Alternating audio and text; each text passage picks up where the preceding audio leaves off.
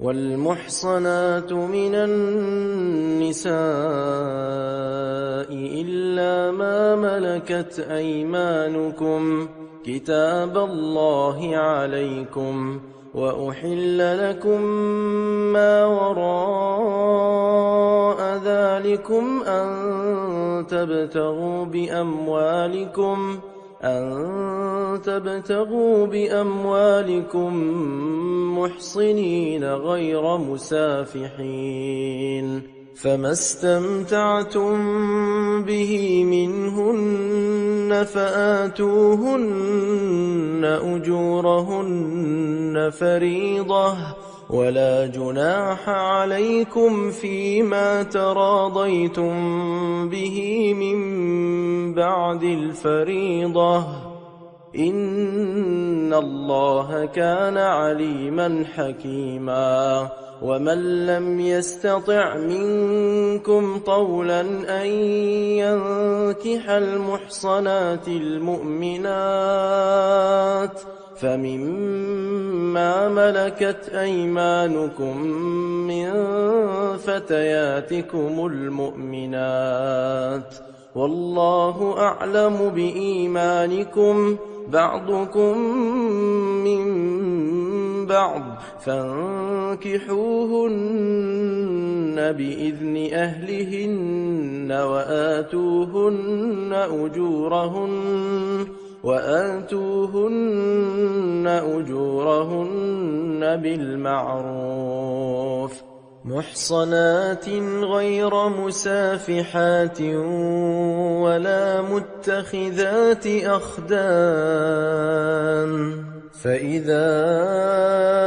أحصن فإن أتين بفاحشة فعليهن نصف ما على المحصنات من العذاب، ذلك لمن خشي العنة منكم، وأن تصبروا خير لكم، والله غفور رحيم. يريد الله ليبين لكم ويهديكم سنن الذين من قبلكم ويتوب عليكم، والله عليم حكيم. والله يريد أن يتوب عليكم، ويريد الذين يتبعون الشهوات أن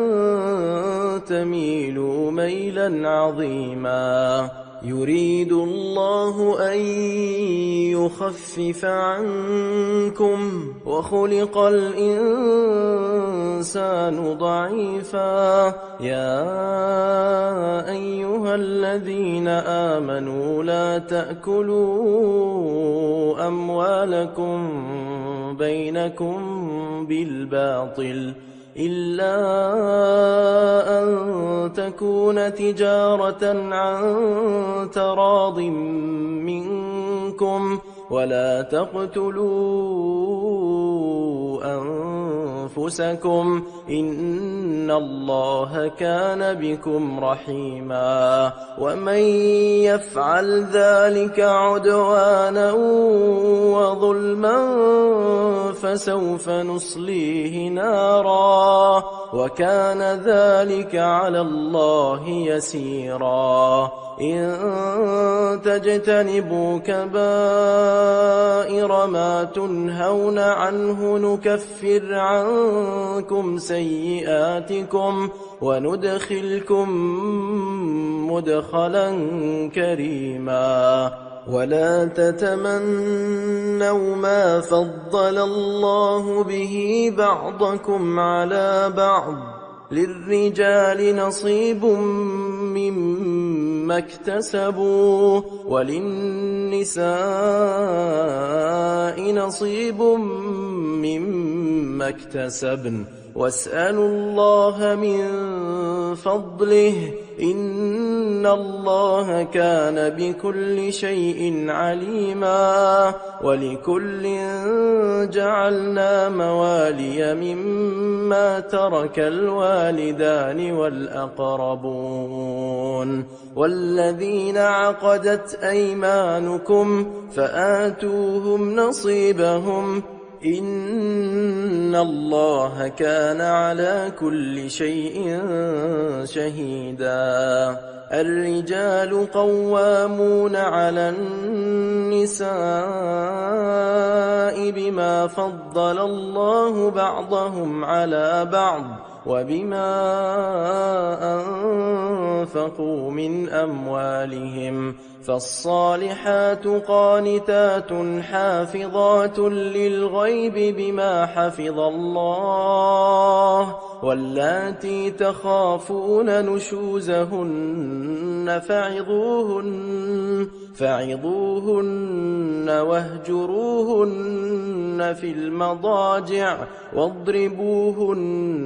فإن أطعنكم فلا تبغوا عليهن سبيلا إن الله كان عليا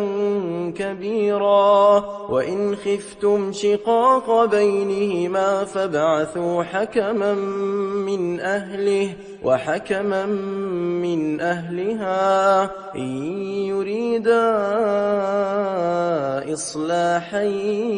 يوفق الله بينهما إن الله كان عليما خبيرا واعبدوا الله ولا تشركوا به شيئا وبالوالدين إحسانا وبذي القربى واليتامى والمساكين والجار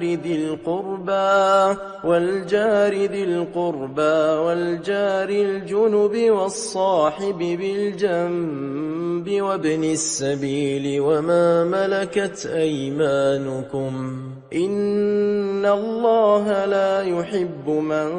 كان مختالا فخورا الذين يبخلون ويأمرون الناس بالبخل ويكتمون ما آتاهم الله من فضله وأعتدنا للكافرين عذابا مهينا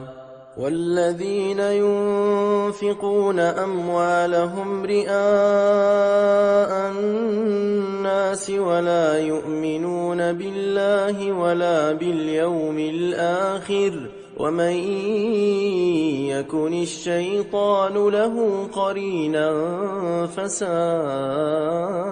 قرينا وماذا عليهم لو آمنوا بالله واليوم الآخر وأنفقوا مما رزقهم الله وكان الله بهم عليما إن الله لا يظلم مثقال ذرة وإن تك حسنة يضاعفها ويؤت من لدنه أجرا عظيما فكيف إذا جئنا من كل أمة بشهيد وجئنا بك على هؤلاء شهيدا يومئذ يود الذين كفروا وعصوا الرسول لو تسوى بهم الأرض ولا يكتمون الله حديثا يا أيها الذين آمنوا لا تقربوا الصلاة وأنتم سكارى حتى تعلموا ما تقولون ولا جنبا إلا عابري سبيل حتى تغتسلوا وإن كنتم مرضى أو على سفر أو جاء أحد منكم من الغائط أو لامستم النساء فلم تجدوا ماء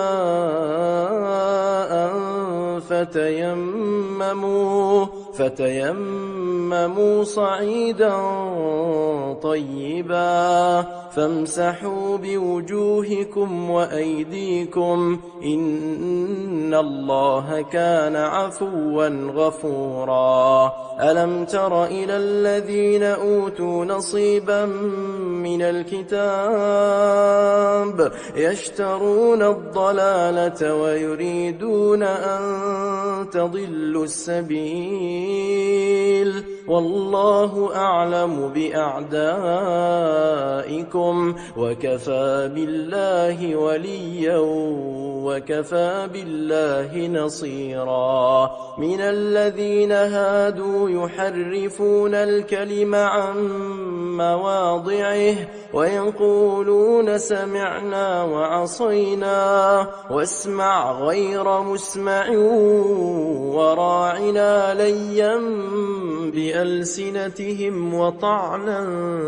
في الدين ولو أنهم قالوا سمعنا وأطعنا واسمع وانظرنا لكان خيرا لهم وأقوم ولكن لعنهم الله بكفرهم فلا يؤمنون إلا قليلا. يا أيها الذين أوتوا الكتاب آمنوا بما نزلنا مصدقا لما معكم من قبل أن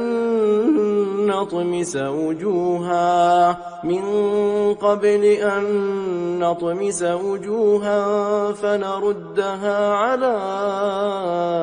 أدبارها أو نلعنهم كما لعنا أصحاب السبت وكان أمر الله مفعولا. إن الله لا يغفر أن يشرك به ويغفر ما دون ذلك لمن يشاء ومن يشرك بالله فقد افترى إثما عظيما. ألم تر إلى الذين يزكون أنفسهم بل الله يزكي من يشاء ولا يظلمون فتيلا. انظر كيف يفترون على الله الكذب وكفى به إثما مبينا. ألم تر إلى الذين أوتوا نصيبا من الكتاب يؤمنون بالجبت والطاغوت ويقولون للذين كفروا هؤلاء أهدى من الذين آمنوا سبيلا. أولئك الذين لعنهم الله ومن يلعن الله فلن تجد له نصيرا. أم لهم نصيب من الملك فإذا لا يؤتون الناس نقيرا. أم يحسدون الناس على ما آتاهم الله من فضله فقد آتينا آل إبراهيم الكتاب والحكمة وآتيناهم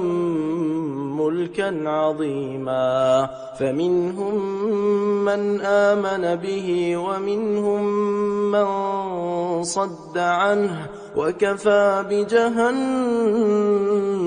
سعيرا. إن الذين كفروا بآياتنا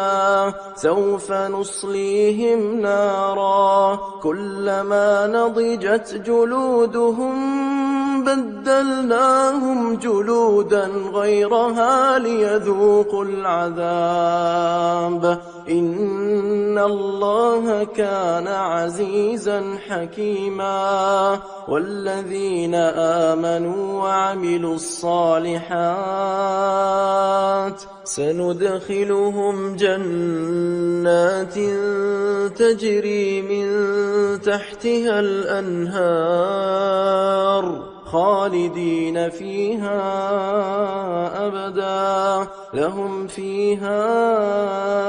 أزواج مطهرة وندخلهم ظلا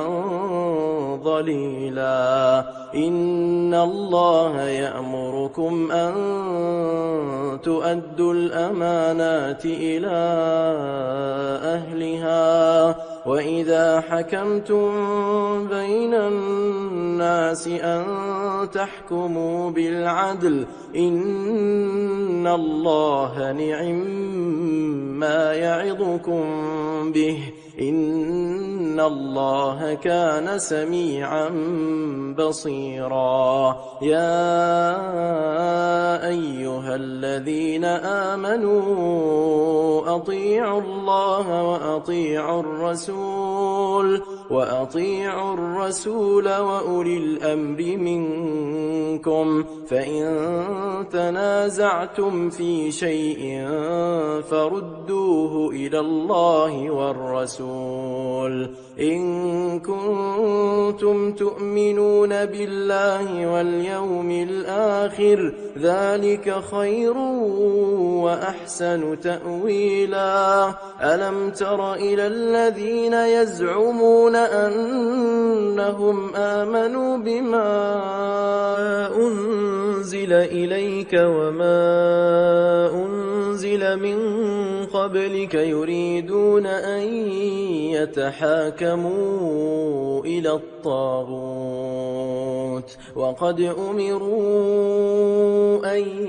يكفروا به ويريد الشيطان أن يضلهم ضلالا بعيدا وإذا قيل لهم تعالوا إلى ما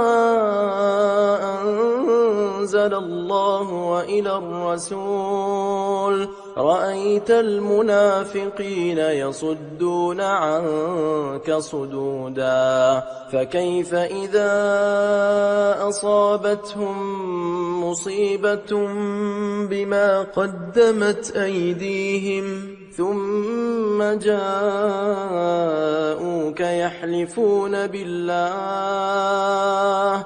يحلفون بالله إن أردنا إلا إحسانا وتوفيقا أولئك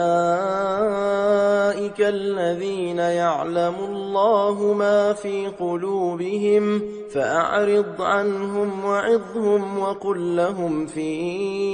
أنفسهم قولا بليغا وما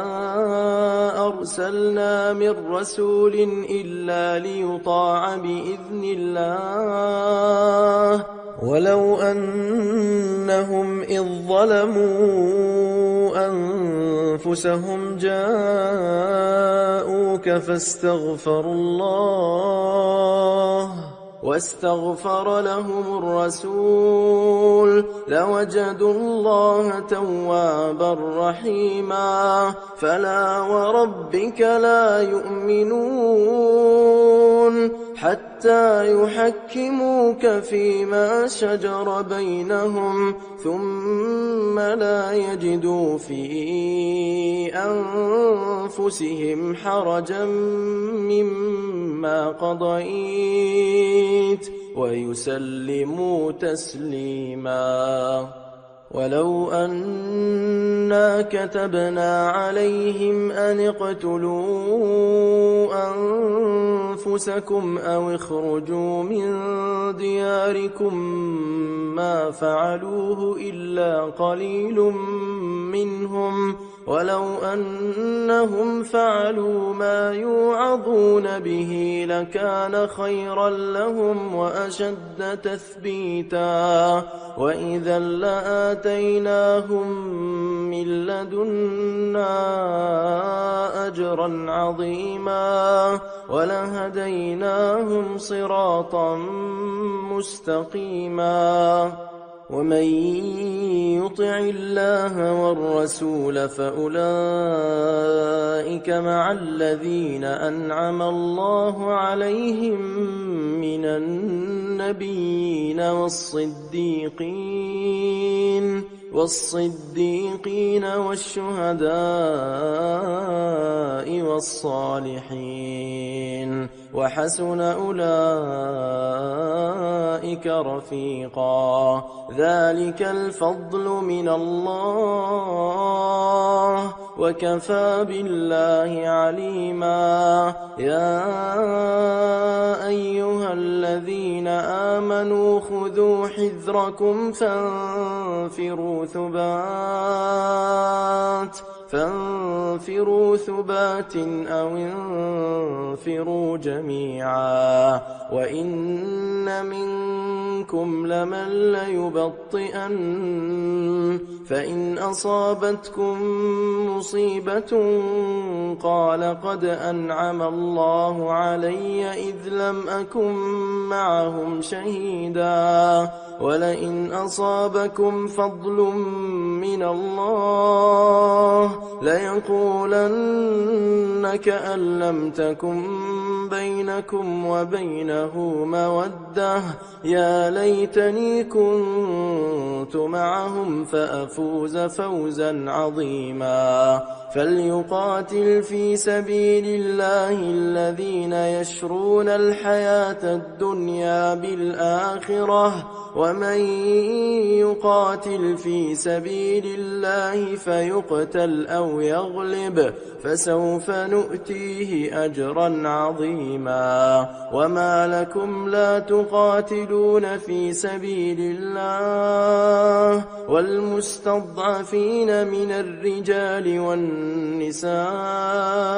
والولدان الذين يقولون ربنا أخرجنا من هذه القرية الظالم أهلها واجعل لنا من لدنك وليا واجعل لنا من لدنك نصيرا الذين آمنوا يقاتلون في سبيل الله والذين كفروا يقاتلون في سبيل الطاغوت فقاتلوا أولياء الشيطان إن كيد الشيطان كان ضعيفا ألم تر إلى الذين قيل لهم كفوا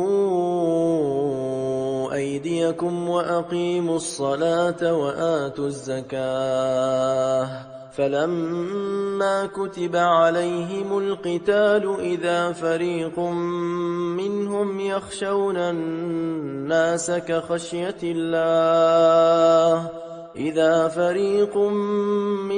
يخشون الناس كخشية الله أو أشد خشية وقالوا ربنا لم كتبت علينا القتال لولا أخرتنا إلى أجل قريب قل متاع الدنيا قليل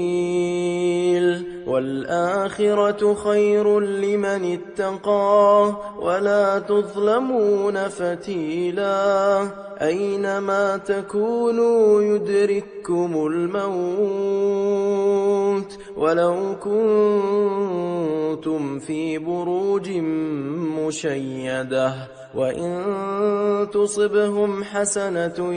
يقولوا هذه من عند الله وإن تصبهم سيئة يقولوا هذه من عندك قل كل من عند الله فما لهؤلاء القوم لا يكادون يفقهون حديثا ما أصابك من حسنة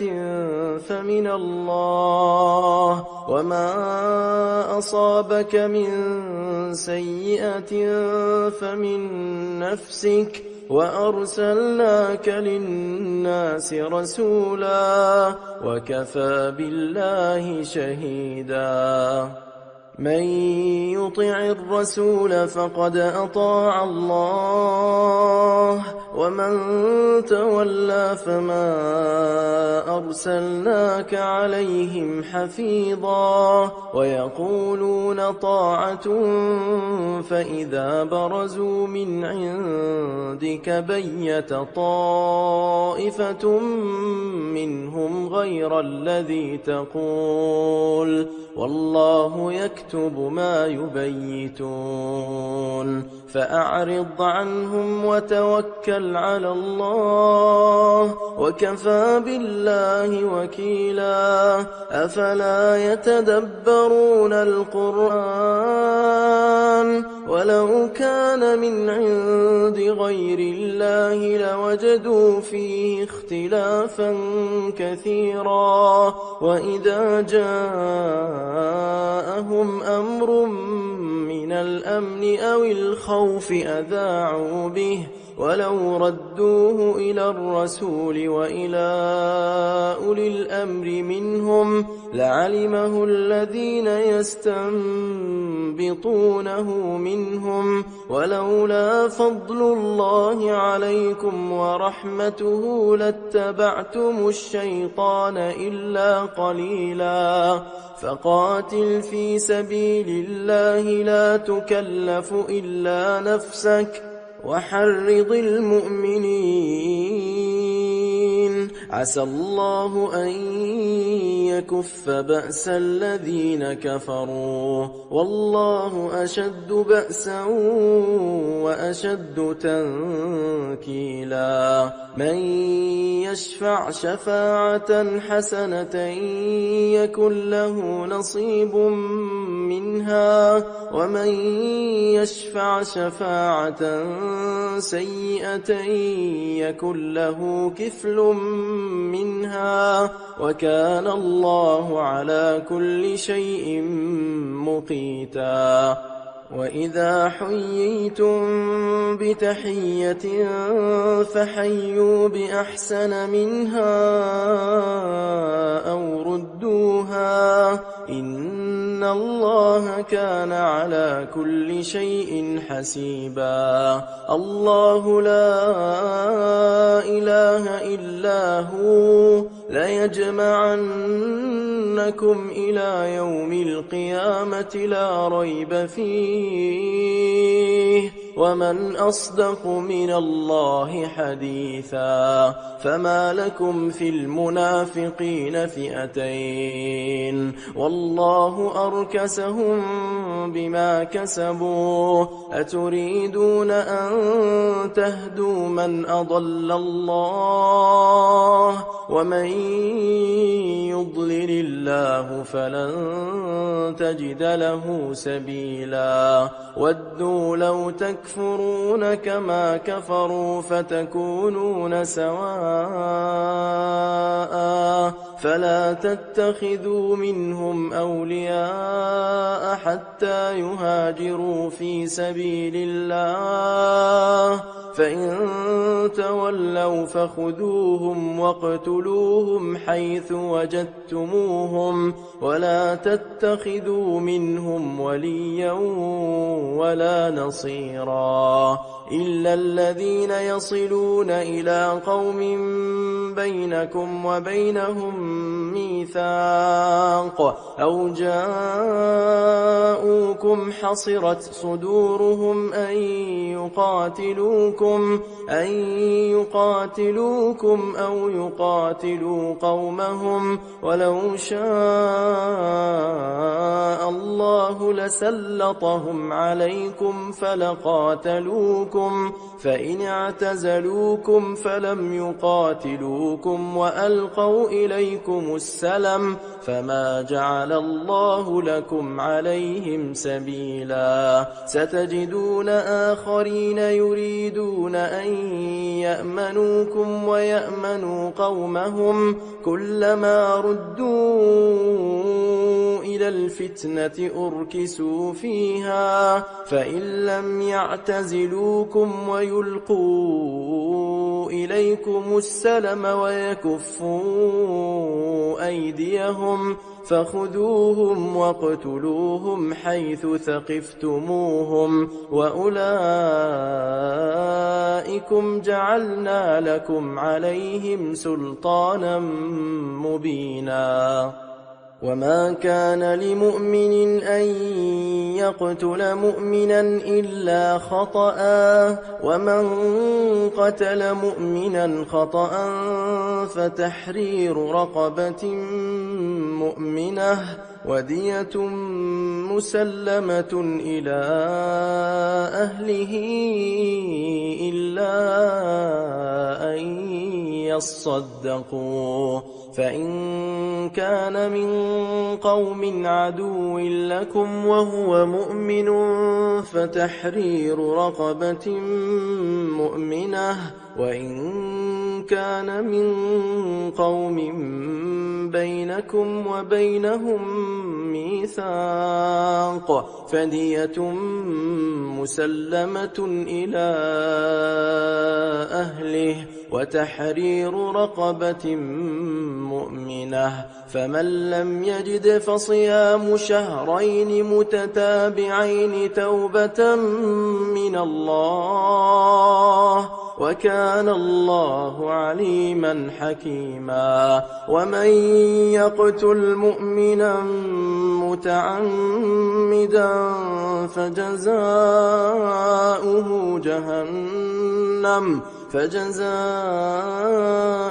جهنم خالدا فيها وغضب الله عليه ولعنه وأعد له عذابا عظيما يا أيها الذين آمنوا إذا ضربتم في سبيل الله فتبينوا ولا تقولوا لمن ألقى إليكم السلام لست مؤمنا تبتغون عرض الحياة الدنيا فعند الله مغانم كثيرة كذلك كنتم من قبل فمن الله عليكم فتبينوا إن الله كان بما تعملون خبيرا لا يستوي القاعدون من المؤمنين غير أولي الضرر والمجاهدون في سبيل الله بأموالهم وأنفسهم فضل الله المجاهدين بأموالهم وأنفسهم على القاعدين درجة وكلا وعد الله الحسنى وفضل الله المجاهدين على القاعدين أجرا عظيما درجات منه ومغفرة ورحمة وكان الله غفورا رحيما إن الذين توفاهم الملائكة ظالمي أنفسهم قالوا فيم كنتم قالوا كنا مستضعفين في الأرض قالوا ألم تكن أرض الله واسعة فتهاجروا فيها فأولئك مأواهم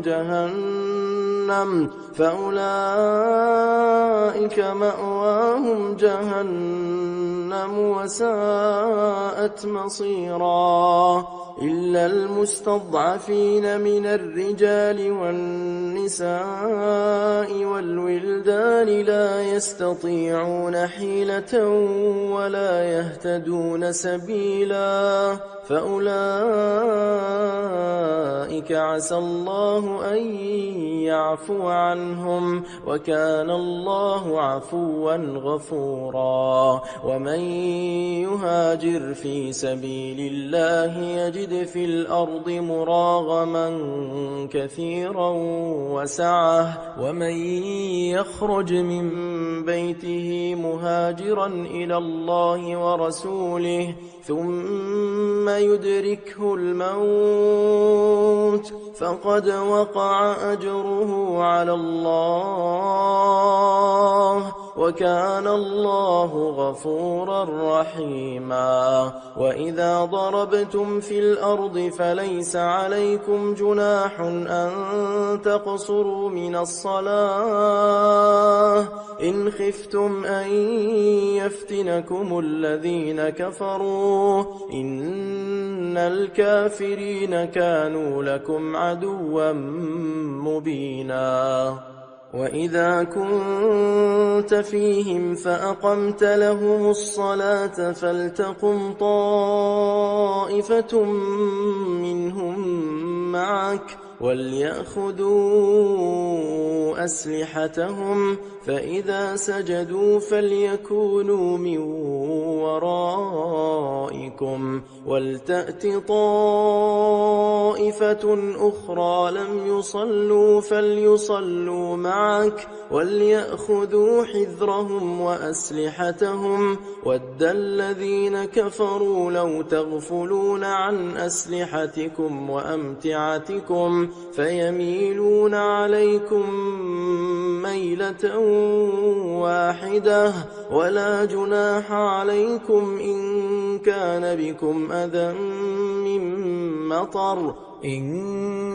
بكم أذى من مطر أو كنتم مرضى أن تضعوا أسلحتكم وخذوا حذركم إن الله أعد للكافرين عذابا مهينا فإذا قضيتم الصلاة فاذكروا الله قياما وقعودا وعلى جنوبكم فإذا اطمأننتم فأقيموا الصلاة إن الصلاة كانت على المؤمنين كتابا موقوتا ولا تهنوا في ابتغاء القوم إن تكونوا تألمون فإنهم يألمون كما تألمون وترجون من الله ما لا يرجون وكان الله عليما حكيما إنا أنزلنا إليك الكتاب بالحق لتحكم بين الناس بما أراك الله ولا تكن للخائنين خصيما واستغفر الله إن الله كان غفورا رحيما ولا تجادل عن الذين يختانون أنفسهم إن الله لا يحب من كان خوانا أثيما يستخفون من الناس ولا يستخفون من الله وهو معهم إذ يبيتون ما لا يرضى من القول وكان الله بما يعملون محيطا ها أنتم هؤلاء جادلتم عنهم في الحياة الدنيا فمن يجادل الله عنهم يوم القيامة أم من يكون عليهم وكيلا ومن يعمل سوءا أو يظلم نفسه ثم يستغفر الله يجد الله غفورا رحيما ومن يكسب إثما فإنما يكسبه على نفسه وكان الله عليما حكيما ومن يكسب خطيئة أو إثما ثم يرم به بريئا فقد احتمل بهتانا وإثما مبينا ولولا فضل الله عليك ورحمته لهم طائفة منهم أن يضلوك وما يضلون إلا أنفسهم وما يضرونك من شيء وأنزل الله عليك الكتاب والحكمة وعلمك ما لم تكن تعلم وكان فضل الله عليك عظيما لا خير في كثير من نجواهم إلا من أمر بصدقة أو معروف أو إصلاح بين الناس ومن يفعل ذلك ابتغاء مرضات الله فسوف نؤتيه أجرا عظيما ومن يشاقق الرسول من بعد ما تبين له الهدى ويتبع غير سبيل المؤمنين نوله ما تولى ونصله جهنم وساءت مصيرا إن الله لا يغفر أن يشرك به ويغفر ما دون ذلك لمن يشاء ومن يشرك بالله فقد ضل ضلالا بعيدا إن يدعون من دونه إلا إناثا وإن يدعون إلا شيطانا مريدا لعنه الله وقال لأتخذن من عبادك نصيبا مفروضا ولأضلنهم ولأمنينهم ولآمرنهم فليبتكن آذان الأنعام ولآمرنهم فليغيرن خلق الله ومن يتخذ الشيطان وليا من دون الله فقد خسر خسرانا مبينا يعدهم ويمنيهم وما يعدهم الشيطان إلا غرورا أولئك مأواهم جهنم ولا يجدون عنها محيصا والذين آمنوا وعملوا الصالحات سندخلهم جنات تجري من تحتها الأنهار خالدين فيها أبدا وعد الله حقا ومن أصدق من الله قيلا ليس بأمانيكم ولا أماني أهل الكتاب من يعمل سوءا يجز به ولا يجد له من دون الله وليا ولا نصيرا. ومن يعمل من الصالحات من ذكر أو أنثى وهو مؤمن فأولئك يدخلون الجنة ولا يظلمون نقيرا. ومن أحسن دينا ممن أسلم وجهه لله وهو محسن واتبع ملة إبراهيم حنيفا واتخذ الله إبراهيم خليلا. ولله ما في السماوات وما في الأرض وكان الله بكل شيء محيطا. ويستفتونك في النساء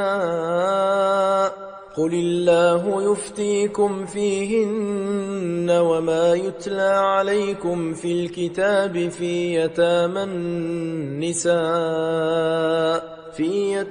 النساء اللاتي لا تؤتونهن ما كتب لهن وترغبون أن تنكحوهن والمستضعفين من الولدان وأن تقوموا لليتامى بالقسط وما تفعلوا من خير فإن الله كان به عليما. وإن امرأة خافت من بعلها نشوزا أو إعراضا فلا جناح عليهما أن يصلحا بينهما صلحا والصلح خير. وأحضرت الأنفس الشح وإن تحسنوا وتتقوا فإن الله كان بما تعملون خبيرا. ولن تستطيعوا أن تعدلوا بين النساء ولو حرصتم فلا تميلوا كل الميل فتذروها كالمعلقة. وإن تصلحوا وتتقوا فإن الله كان غفورا رحيما. وإن يتفرقا يغني الله كلا من سعته وكان الله واسعا حكيما. ولله ما في السماوات وما في الأرض ولقد وصينا الذين أوتوا الكتاب من قبلكم وإياكم أن اتقوا الله. وإن تكفروا فإن لله ما في السماوات وما في الأرض وكان الله غنيا حميدا. ولله ما في السماوات وما في الأرض وكفى بالله وكيلا. إن يشأ يذهبكم أيها الناس ويأت بآخرين وكان الله على ذلك قديرا. من كان يريد ثواب الدنيا فعند الله ثواب الدنيا والآخرة وكان الله سميعا بصيرا. يا أيها الذين آمنوا كونوا قوامين بالقسط شهداء لله ولو على أنفسكم أو الوالدين والأقربين إن يكن غنيا أو فقيرا فالله أولى بهما فلا تتبعوا الهوى أن تعدلوا وإن تلووا أو تعرضوا فإن الله كان بما تعملون خبيرا. يا أيها الذين آمنوا بالله ورسوله والكتاب الذي نزل على رسوله والكتاب الذي أنزل من قبل ومن يكفر بالله وملائكته وكتبه ورسله واليوم الآخر فقد ضل ضلالا بعيدا. إن الذين آمنوا ثم كفروا ثم آمنوا ثم كفروا ثم ازدادوا كفرا لم يكن الله ليغفر لهم ولا ليهديهم سبيلا. بشر المنافقين بأن لهم عذابا أليما. الذين يتخذون الكافرين أولياء من دون المؤمنين أيبتغون عندهم العزة فإن العزة لله جميعا. وقد نزل عليكم في الكتاب أن إذا سمعتم آيات الله يكفر بها ويستهزأ بها فلا تقعدوا معهم حتى يخوضوا في حديث غيره إنكم إذا مثلهم. إن الله جامع المنافقين والكافرين في جهنم جميعا. الذين يتربصون بكم فإن كان لكم فتح من الله قالوا ألم نكن معكم وإن كان للكافرين نصيب قالوا ألم نستحوذ عليكم ونمنعكم من المؤمنين فالله يحكم بينكم يوم القيامة ولن يجعل الله للكافرين على المؤمنين سبيلا. إن المنافقين يخادعون الله وهو خادعهم وإذا قاموا